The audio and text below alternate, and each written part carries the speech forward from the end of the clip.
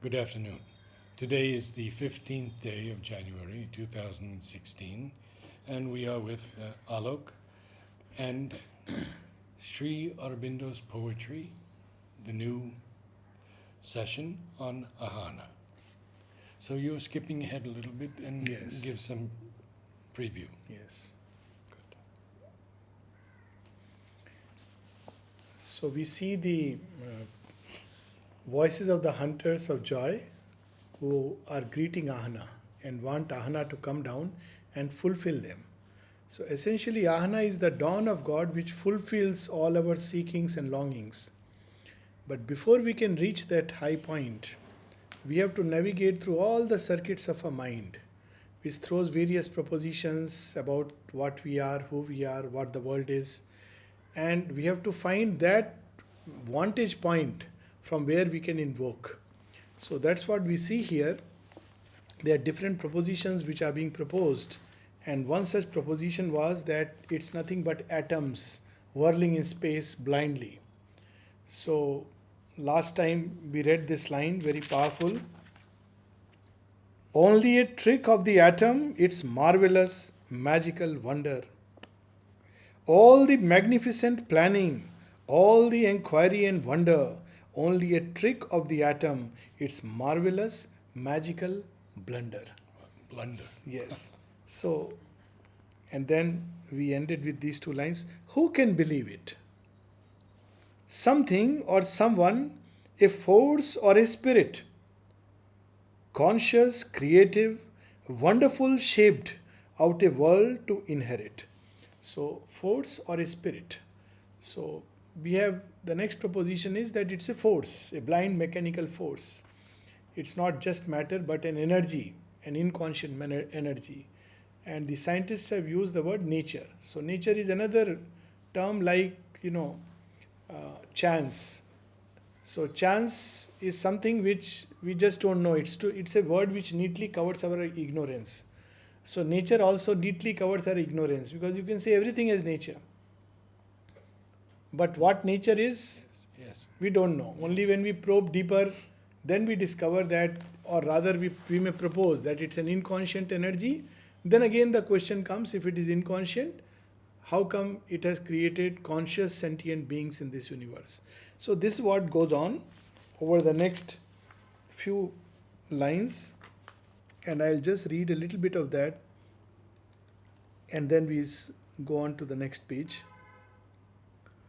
Now I'm at page 527 here in the book. All things she knows, though she seems here unseen, even in her slumber. So this is again, Sri Aurobindo is revealing to us that if you say that nature is unconscious, blind, mechanical, then how is it that it manifests as sure instinct in the animal?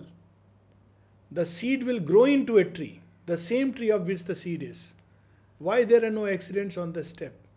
Every time you combine a certain substance, you will have, let's say, water with the same properties. So why it is so? So here he is taking that truth further. All things she knows, though she seems here unseen, even in her slumber, wondrous her works are, design and its magic and magic of number. So everything here is so wonderful with even the designs, the patterns. There is a way to explain this whole world on the basis of geometry. There is a whole branch called sacred geometry, where you see that how the numbers repeat themselves, how patterns repeat themselves. I mean, even in chaos, you can study the patterns and discover it. And sometimes these patterns are so intricate. I mean, the very simple thing is like if you see an atom and the solar system and how they are on a similar plan. There is a core center and there is, objects whirling around it. So even in the cell, you have the same plan. You have a nucleus at the center and all other things are arranged around it. There is a core in the universe and everything else organizes itself around it. So the same pattern repeats itself. And we know how, numbers have always been sacred, at least even in the human body. You can play with numbers. Like for instance, everybody's um, height will be so many times his hand's length. It's anybody, you can try it. Center will always be here in the center of the chest. Electrically, this is a neutral point. This is the basis of ECG that we take. So if you stress the hands and the feet, it forms a triangle, and at the center is the electrical neutral point, which is so symbolic because this is the point where, as Sri Aurobindo says, the point of the soul. So everything even in the human body, which is the closest to us, we can see things are arranged according to a logic. And if we decipher the logic, or rather if we decipher the magic, then we discover the logic behind it. And nature is full of wonders, at least in the human body when we studied it. It's amazing, Can we imagine that we have a 28 feet long intestine in this small little portion? Yeah. How nature has packed it. And it's amazing how nothing goes wrong really. I mean, most of us will manage to live a whole life. And all this designed with a purpose. It's not just some accident or randomness. It has to go through that passage for a certain purpose. For me, flowers and the Fibonacci Yes, numbers have been yes. very interesting. Very interesting. But I did want to ask you, maybe it's off topic a bit, but I wanted to ask you to say something about when Mother was counting the flowers. Yes. Could you? Yes, that Say was in something? 58, and Yes. she knew this conscious play of nature. That nature is conscious. This is one of the basic differences of propositions. According to science, it's nature, but nature itself is mechanical, unconscious. But the Mother and Sri Aurobindo saw nature as a conscious power. So, in 1958, nature consented to collaborate. There is a famous message of the Mother Right. where she says that, "Oh material Mother, you have consented to collaborate." And there is no end to the possibilities. So she explains that message. She says, prior to that, nature was, saying, why do you want to bring in a new element? Okay, one day it will come. I'm enjoying my play. It will take me thousands of years, millions of years. I'm playing. It's like little children. They don't want to, leave their play and graduate to a higher level of game. They're very happy with that. So what the Mother did, instead of forcing her, she identified with nature. And she says, I started playing with nature. I started experiencing what nature experiences. And in that process, she introduces a new element into it. And as nature slowly begins to play the play, she discovered this new element is only making me more and more beautiful and more fuller, completer, more rich. It's not rejecting me. It's not saying, no, stop this play and play another. It's making this very play very interesting. So she accepted. And that was the possibility of evolution. So after that pact with nature, many things started, and one of them was that Mother would ask the disciples to count the flowers, the leaves that will come, everything, the fruits. And someone asked Mother, why are you asking us to count? It's a tedious thing. Sometimes at night, 12 o'clock. And if a sadhika showed her disinterest, Mother would herself begin to count. So, you can't. She has shown the perfect way to leadership. So then, the sadhika would count. So one day, one of these sadhika, it was pretty late in the night, and said, Mother, is it really necessary? Why do you ask us to count? And Mother said, it is my pact with material nature.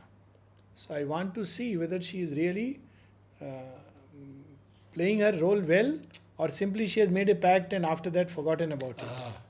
So this was the pact, and she would communicate to nature, yes, this is how you gave me and I am grateful, or whatever. And then she would give more and more and abundant. So this is how everything, in fact, it opens doors to many kinds of things. Money, for instance. There are people who are very careless about it. They don't know how money comes, how it goes. But if you make a pact, with it, you respect the money force that comes to you. It may be a small amount. You calculate it, you offer it. Then slowly it begins to multiply because, you form a pact with the world of, wealth. So this is how she went about. Even for money, she used to do that. And Madan Lal did it with money for the matrimony Yes. to build it. And he once asked me, could you get me all the references to Ganesh Yes. in He published a small in the booklet. agenda? Yes. Yeah. So for everything, when we respect nature, nature collaborates with us, and more so now because nature has accepted the new element. There are many repercussions of it which some other time we will talk about, but here he's talking about what this nature is. All things she knows, though she seems here unseen. It looks as if nature is mechanical, unconscious, but all things she knows. Even in her slumber, wondrous her works are, design and its magic, and magic of number. Plan of her mighty cosmic geometry, balance of forces, universe flung beyond universe, law of the stars and their courses. Sometimes it's very beautiful nowadays. They have pictures of the different constellations. It's amazing, some of these pictures looks like, you are actually witnessing a cosmic being with, eyes and different features. And how nature has created all this pattern of colors and what magnitude from the atom or subatomic particles to the galaxies drifting in space. And to imagine all this is nothing but, a play of unconscious force. Cosmos atomic stressed to the scale of the infinite's measure. This what? Mute in the trance of the eternal, she sleeps with the stone and the azure. Now she awakes, for life has just stirred in her, stretching first blindly outward for sense and its pleasure and pain and the gifts of the kindly. So then slowly it begins to awake. So she has slept in the stone, she begins to awake and begins to stretch out. Like somebody wakes up and stretches the limbs. When nature begins to become awake and stretches the limbs, what is born are the first life forms on earth. So they begin to stretch themselves, flow, breathe. So what a wonderful way of looking at nature as from the point of view of oneness. Incidentally, there is another poem of Sri Aurobindo, it's a poem in Bengali on matter. And at the end of the poem, he says, I was looking at the landscape, desolate, mountain, and I was wondering why all this wasteland is created. For whose sake? Who has created it? And suddenly he gets transported into another state of consciousness where the landscape vanishes and he sees that a boy and a girl are at play, embracing each other and in delight. It's long back he has written this poem when he was in, before Pondicherry. And he discovers that it's a play of Prakriti and Purusha. That's all it is. So now he is defining the play of Prakriti, for whose sake she is doing it. So that will also come. And he reveals to us the entire evolutionary journey.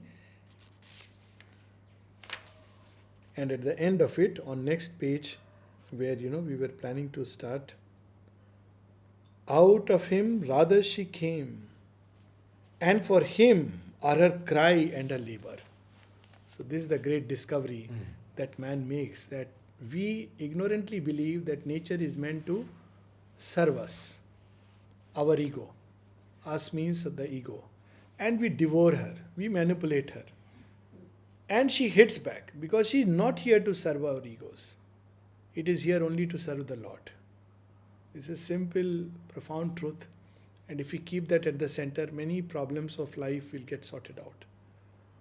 So here we have, out of him rather she came, and for him are her cry and her labor.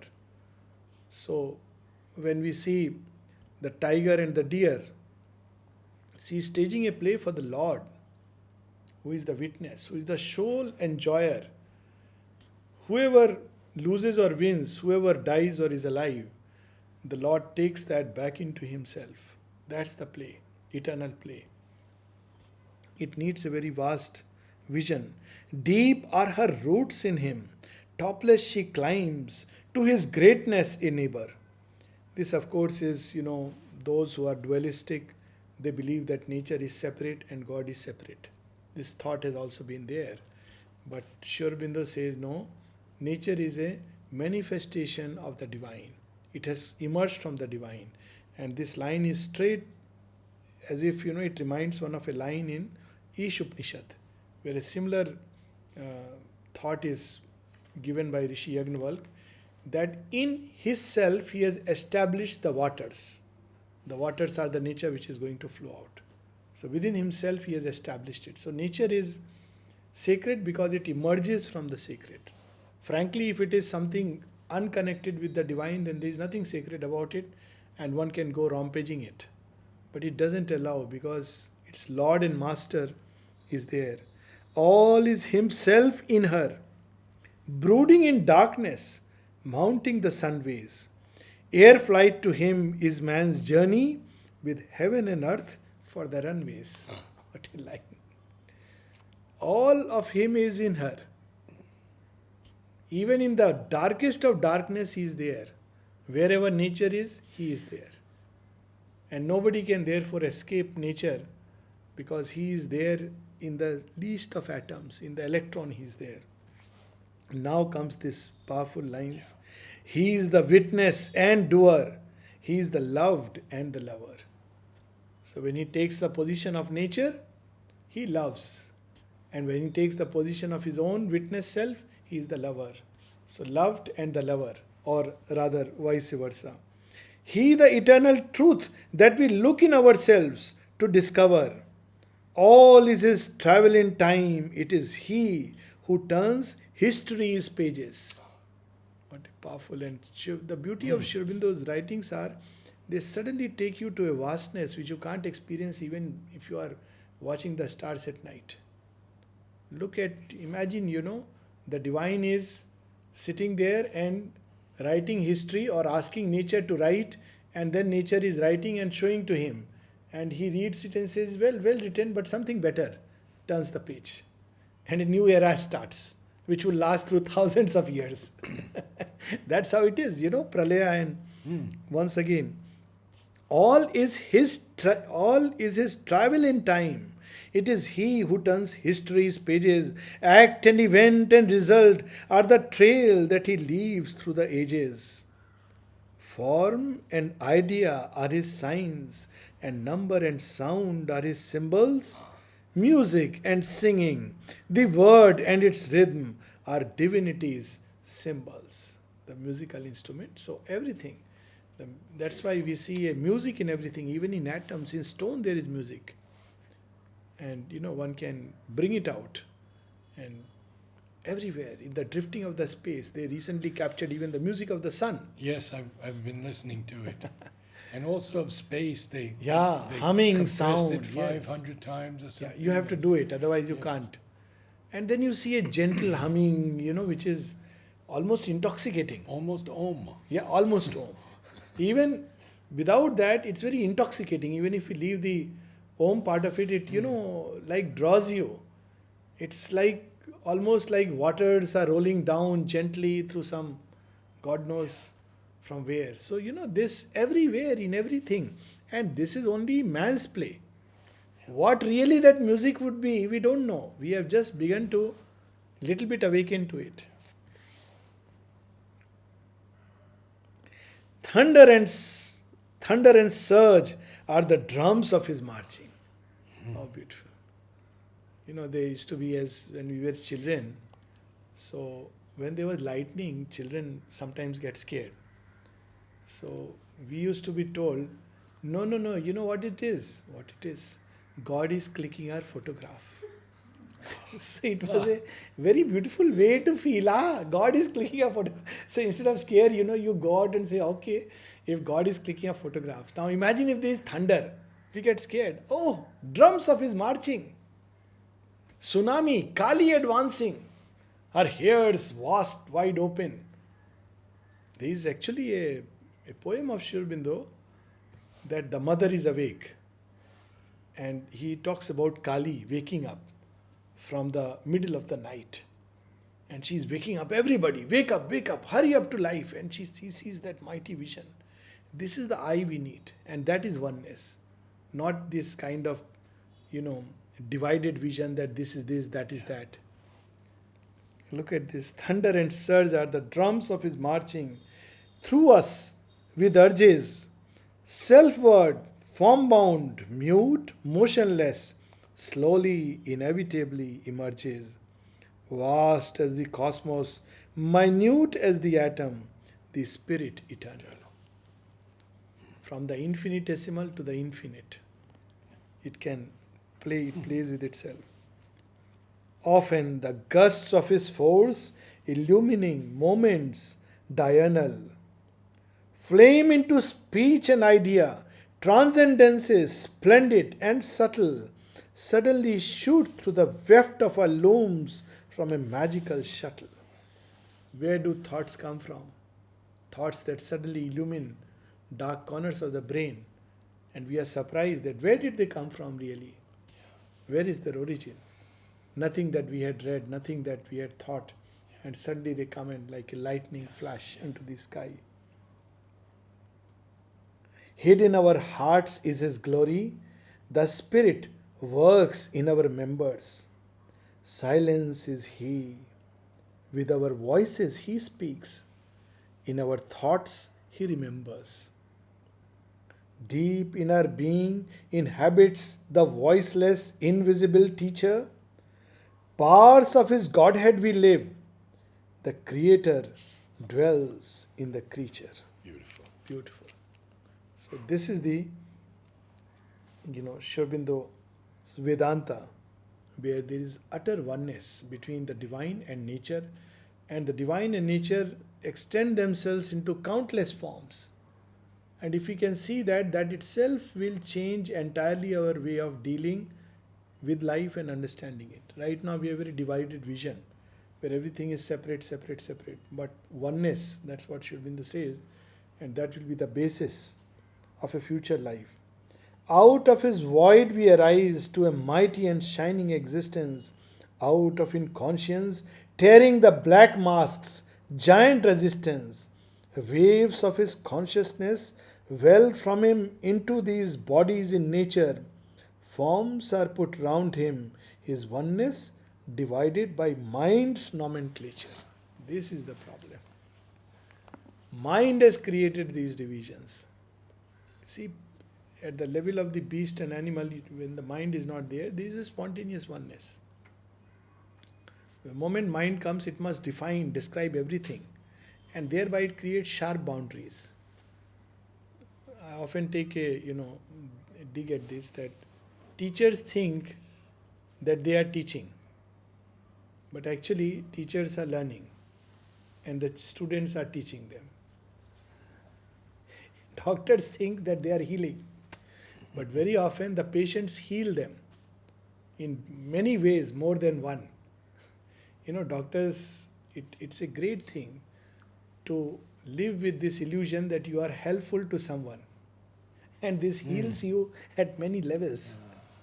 So every patient who comes and goes back healed has also healed something within you. Every patient who comes also reveals something about yourself. Jung used to say this, that there is nothing like a meaningless coincidence. They are all meaningful. And when a client comes to you, the word used was client, he also comes to reveal something to you about yourself. Very interesting. So, it's a kind of oneness in which we can live.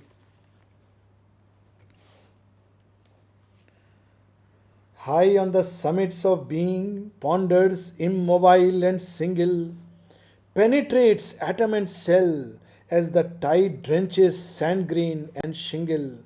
Oneness unknown to us dwells in these millions of figures and faces, wars with itself in our battles, loves in our clinging embraces. So there are no two who are warring and loving.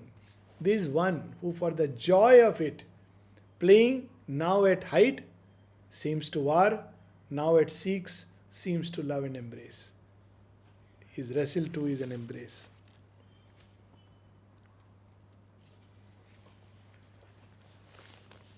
Now,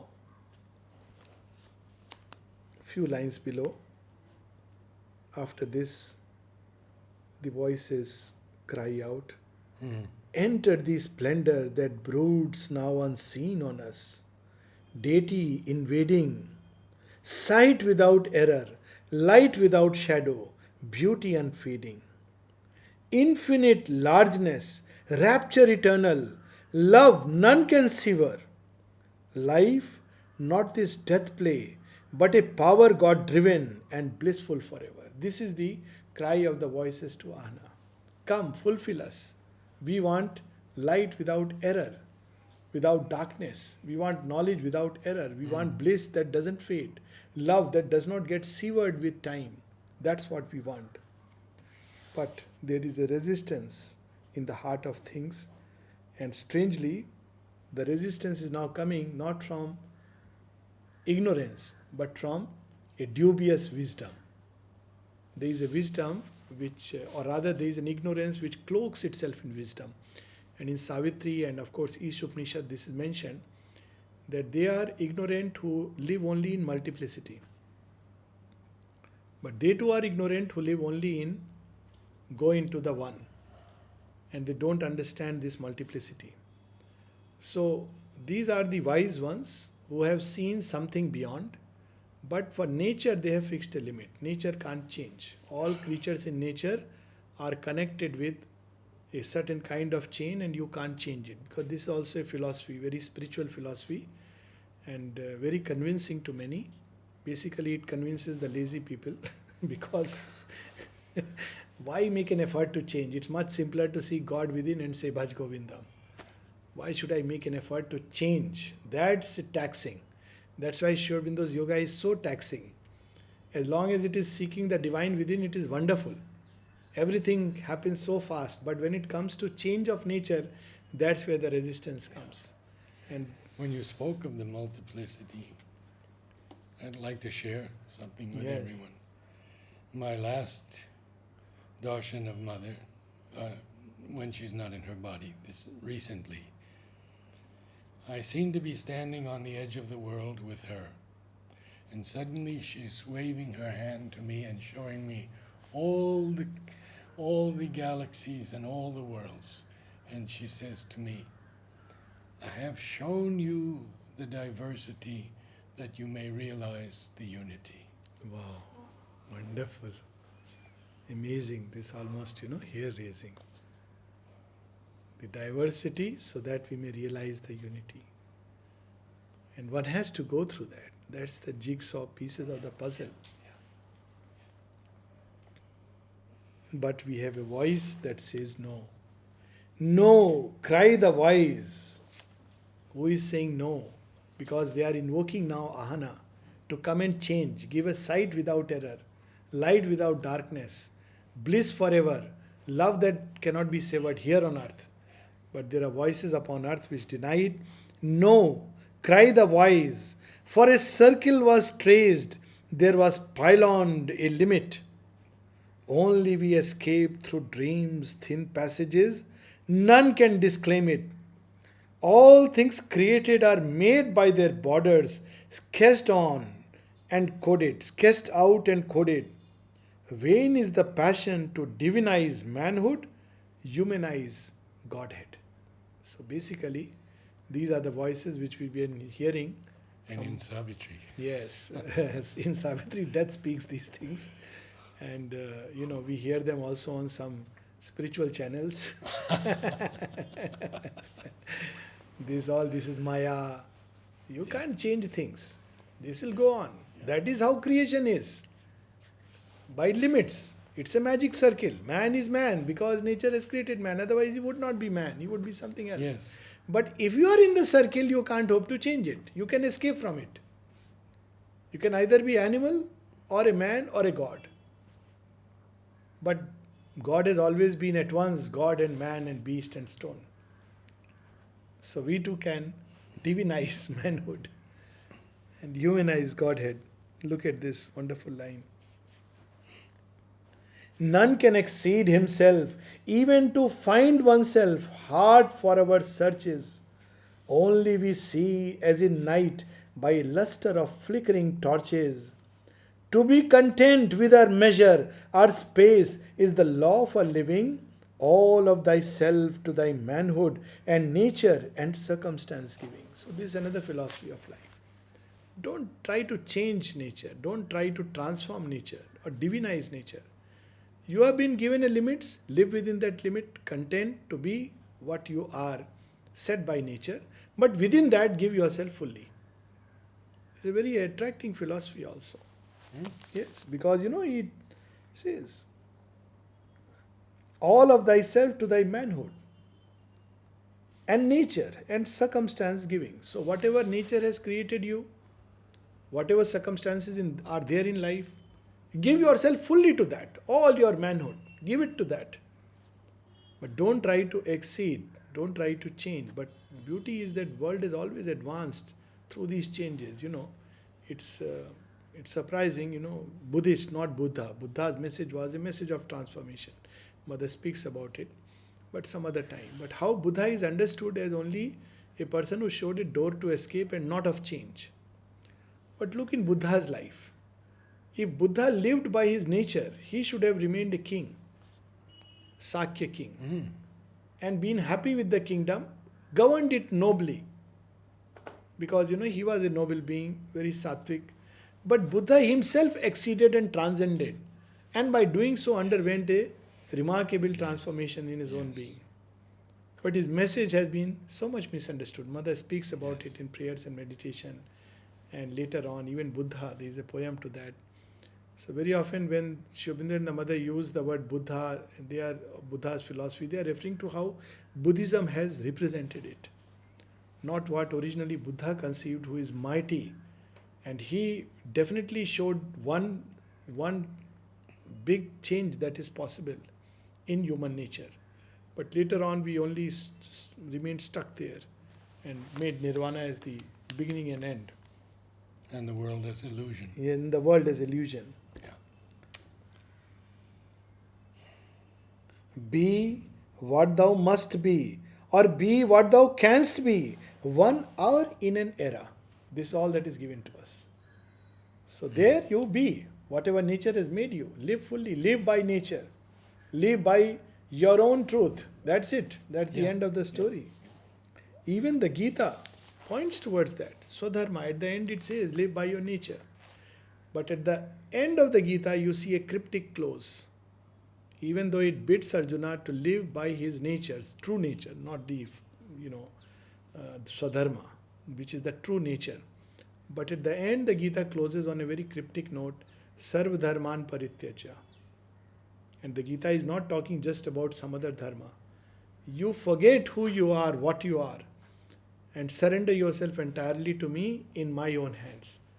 And Sri Aurobindo in Yogic Sadhan, he writes, where the Gita ends, you start there. You start by surrendering your Swadharma to the divine. It's very difficult. In the ashram, it's a big challenge, because when people come, they believe they are meant to do this. And yes, it's right. They are cut out to do certain things. But you are put into something which you are not at all cut out for.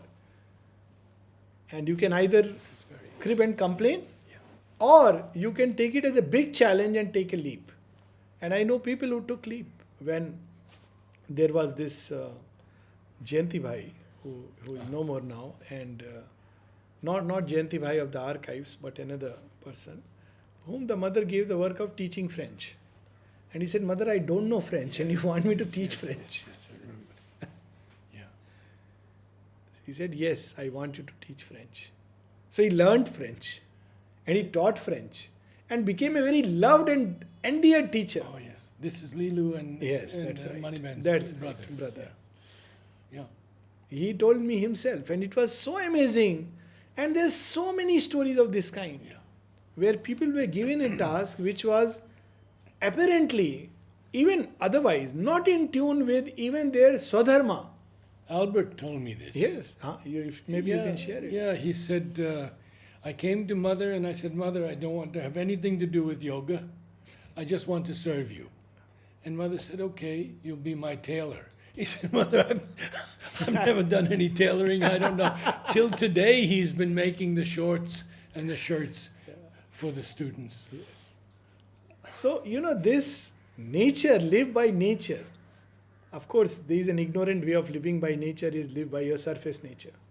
Another is live by your true nature.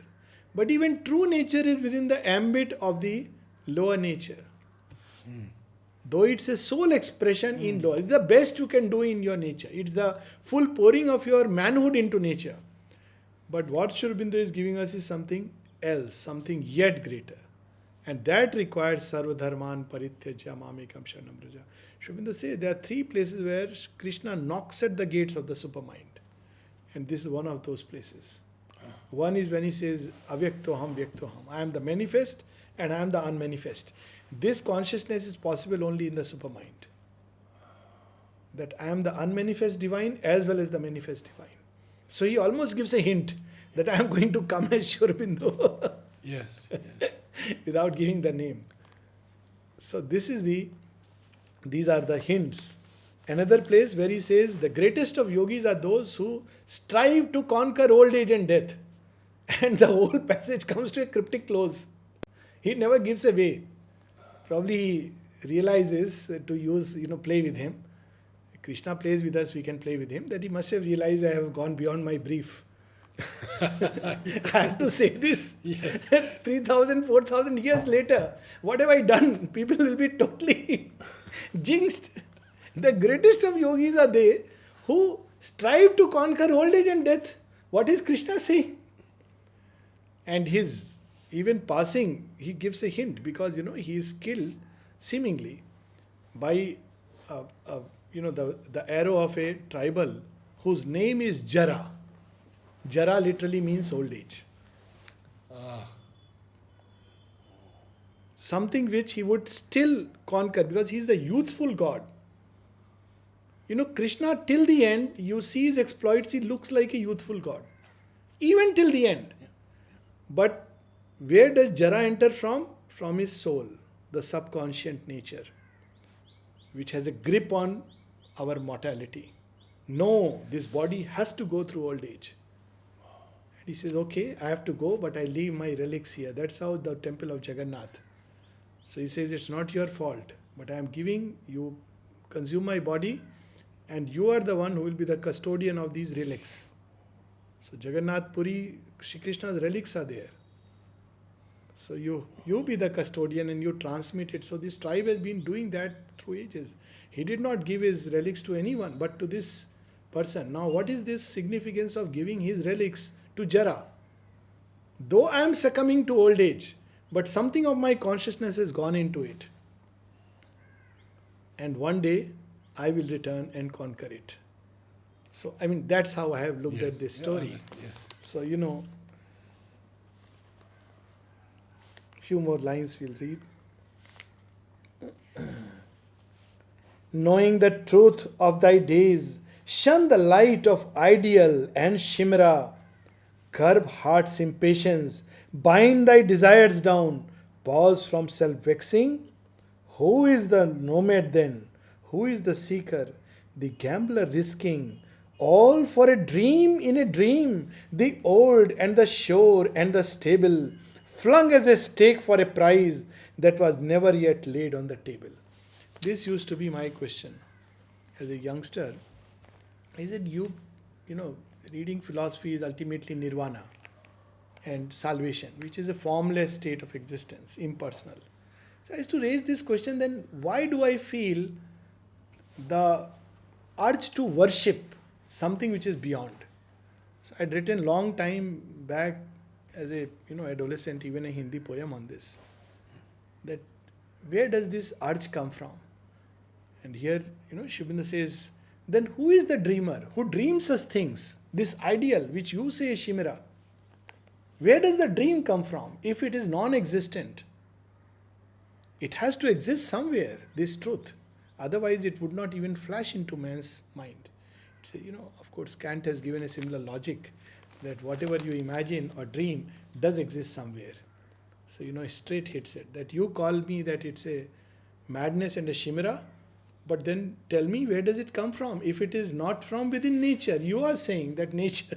So, the reconciling truth is that as long as you are not meant to exceed nature, nature will keep you bound in limited thoughts that no, you can't exceed me. But when nature herself wants you to exceed her and master her, it brings in another dimension. Oh, I can exceed nature.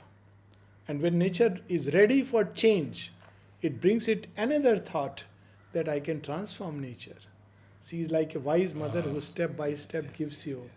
So if it has come, that means she is ready. So that's why Sri Aurobindo has used a very interesting word for yoga, call. And he kept it, in this yoga there is no initiation, formal. Call. Now call is from where? Who is calling? What is, many people get mentalized. The moment you have a call means the possibility is already at some plane been realized, manifested and kept ready. And he says that. Yes. Yes. He who chooses the infinite has been chosen by the infinite. Yes. Therefore, now the call is to realize what has already been at another plane realized for you. And it gives so much hope for our journey. Yes. That we have to just receive it. We may have to strive, struggle, who knows for whatever time. But it has been already marked out. That's why nature in us seeks that. Just 2-3 lines and then we will stop. Always the world is expanding and growing from minute to minute, playing the march of the adventure of time with our lives for her spinet. Maya or nature, the wonderful mother strikes out surprising strains of the spirit disprisoned, creation heavenward rising. Slowly, slowly some music escapes, disprisoned. In last 2 lines, wrestles with time and space and the unknown to give form to the formless. All creation comes by giving form to the formless, that which is within. And there is an urge to exceed space and time.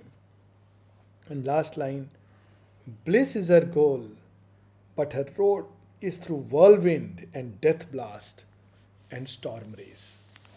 So this is the goal of nature, leading us to bliss.